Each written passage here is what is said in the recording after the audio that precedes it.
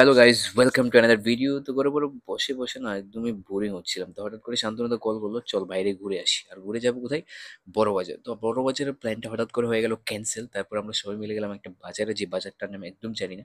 বাজারে ঢুকতেই শুধু মহিলাদের জিনিস, মাত্র মেয়েদের জিনিস। তো আমি তো বেচারা সিঙ্গেল মানুষ, কি করবো? হঠাৎ করে মনে পড়লো যে আমি তো রোজ ইফতার করতে হবে। তাই চলে গেলাম ইফতার করার জন্য। আশেপাশে যদিও কোনো খাবারের দোকান ছিল না, একটা ফ্রুট জুসের দোকান ছিল জাস্ট।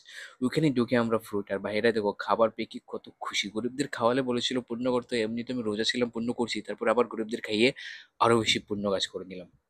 জুস খেতে না খেতে দেখলাম কলকাতার সেই ঐতিহ্যবাহী রিক্সা, তার সাথে সাথে দেখে নিলাম অনেকদিন দেখার ইচ্ছা ছিল এই ট্রাম গাড়িটা। অনেকে বলছিল যে এটা না বন্ধ হয়ে গেছে, ট্রাম ট্রেন, যা পাতার ট্রেন বলে। এটাতে দেখার খুব একটা ইন্টারেস্ট ছিল, যে দেখে নিলাম, কিন্তু এটাতে চড়ার খুব একটা ইন্টারেস্ট, যদিও এখনো চান্স পাইনি, বাট একদিন না একদিন চড়বো। তো সবাই মিলে আমরা ইফতার টিফতার করে চলে আসলাম ব্যাক টু দ্য শপিং, কারণ যে উদ্দেশ্যে আমরা বাড়ি থেকে বের হয়েছিলাম, মানে ঘর থেকে বের হয়েছিলাম। তো যদিও আমার কোনো পার্সেন্টের ইন্টারেস্ট নেই, কারণ সারাদিন না খেয়ে শুধু এক গ্লাস জুস খেয়ে তো ইম্পসিবল থাকা। তারপরে এগুলো দেখে হঠাৎ করে মনে পড়লো যে কাশ আজকে বিয়ে করে যেতাম, নয়তো বউর জন্য এসব সুন্দর সুন্দর জিনিস কিনে নিতাম।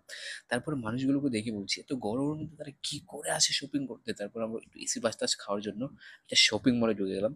অ্যান্ড ফাইনালি আমাদের সব শপিং কমপ্লিট, এবং আমরা কনসেন্ট্রেট করলাম কুলফির উপর। কুলফি খেয়ে আমরা চলে গেলাম আমাদের সেই ঐতিহ্যবাহী মুন্সিতে। যাওয়ার পথে দেখলাম সালমান ভাইয়ের সিকান্দারের পোস্টার, এবং খুবই খুশি হয়ে গেলাম। সবাই সিকান্দার দেখতে যাও, চলো আজকের জন্য বাই বাই।